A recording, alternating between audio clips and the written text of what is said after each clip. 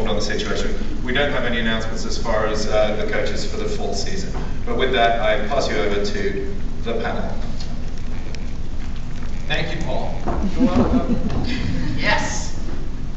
The answer is yes to every question. Mark, you've become the king of reality television. Do you foresee a blend between the two models and ultimately where you're supporting the writers and actors and getting back to the shows that they have and gain the same level of ratings that they once had? Well, I'm not sure. In the end, it doesn't matter whether it's unscripted or it's scripted drama or scripted comedy. It just matters if it's good. I mean, that's the truth about television. And people can tell the difference between TV that's good and TV that's average and obviously TV that's really bad. And people will find good shows, you know. And so all I'm focused on is trying to do things that I like and I love this show. Yeah, we've all become really good friends. It's a good fun. We're no Bible, but we're second place, pretty good. Jesus, then Lake, then Mary Magdalene, then Usher. Who am I, Carson? You're right below John the Baptist. Sorry. Adam and Blake. Wait a minute.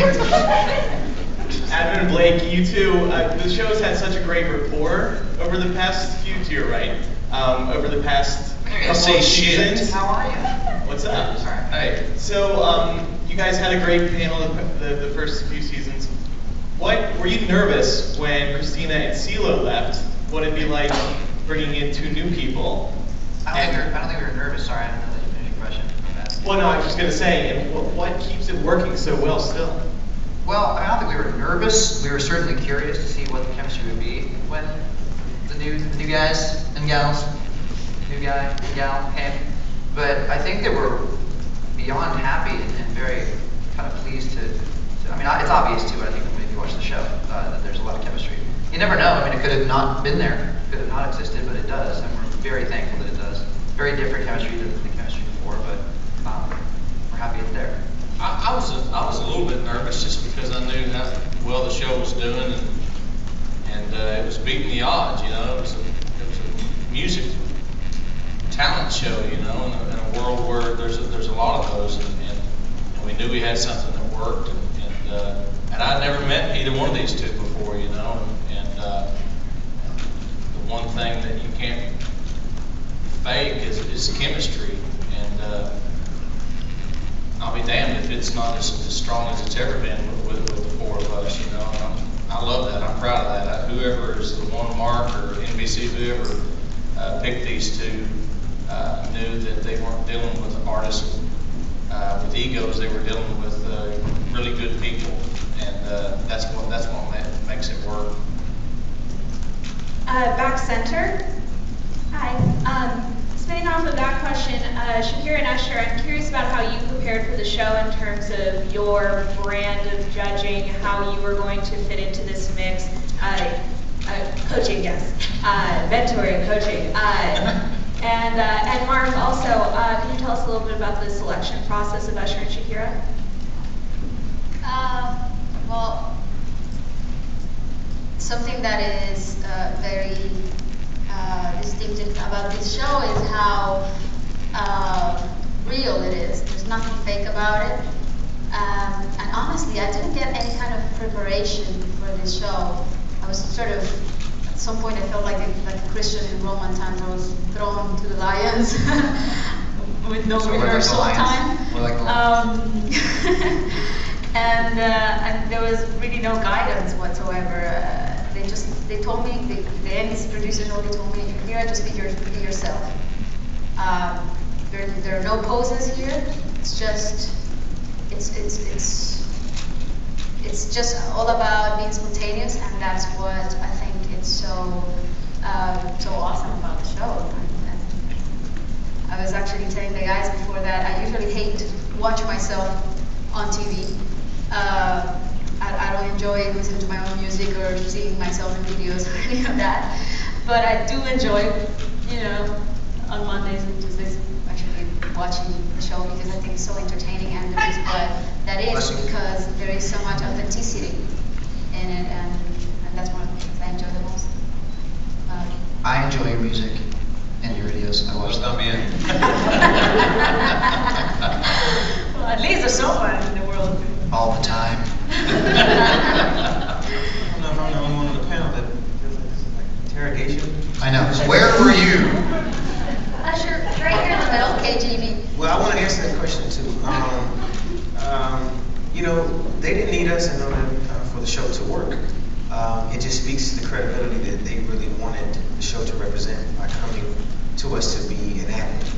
And I was very proud of what I saw before, but what I brought was, I guess, years of experience and just an opinion based off of not only my own career, but also being able to mentor other artists to the table.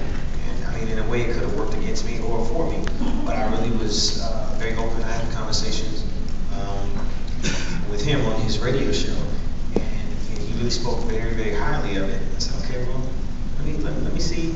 I investigated it, and before I knew it, I was 100% signed up and ready to go. Well, what are you doing next month, Usher? Busy? Well, to Usher's credit too, I mean, you really did do the real life version of what we do on the show, as far as Yes. the real time version of what we do on the show, which is that you mentor a career someone that became extremely successful. And that's probably worth its weight of gold coming into this process, because none of us have done that. So it's awesome to have your energy on it. Yeah, but it shows like this that truly do make careers. And in addition to being a mentor, I was actually an artist who was on a show similar to it when as a child. So I was 100% game. It almost felt like I made a circle in some way. I didn't know that I would be doing it for the entire world to see, but I knew that there was a great benefit in people being able to not only see the magic of that, but also maybe see a side of us that you've never seen before. Hi guys. I wanted to ask about the steal, because last season, it didn't seem like whoever you stole was voted off the next battle round. I don't think you kept anyone, and I'm wondering, because That's not true. It isn't? You know, I'm going to tell you, this is a very sore topic, just so you know. Amanda's been very The man around stayed almost to the end. I stole her from. Don't you ever say that again! Damn it! Yeah, I think that was the one that they got through. Yes. And there's definitely, this year, it will definitely not be the case. Definitely the one that got away in this case for, a couple of us. But for Blake, because I remember you said that you didn't keep the person because you didn't want to give up the person that you had picked to begin with, because you'd mentored them from the beginning. Did you feel that way this time? Talking to me? Yeah. Yeah, you're Blake. Yeah, I'm deaf, and I've been drinking all day. I'm not recording that, it's out there. Yeah, that's not news. Yeah, it is hard. I mean, that is a tough.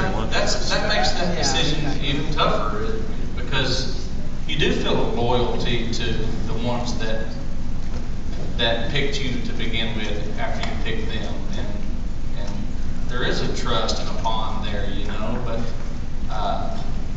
At the same time, though, if you're doing it's easier to what let you- somebody go than when you think that they truly can make it beyond. Exactly what I am saying. If you're really doing your job as a coach, really truly doing your job as a coach, you have to make the decision based on talent and not a relationship, and that's tough. I mean, it's really tough, and the lines get blurred, and it's a gray area sometimes, but.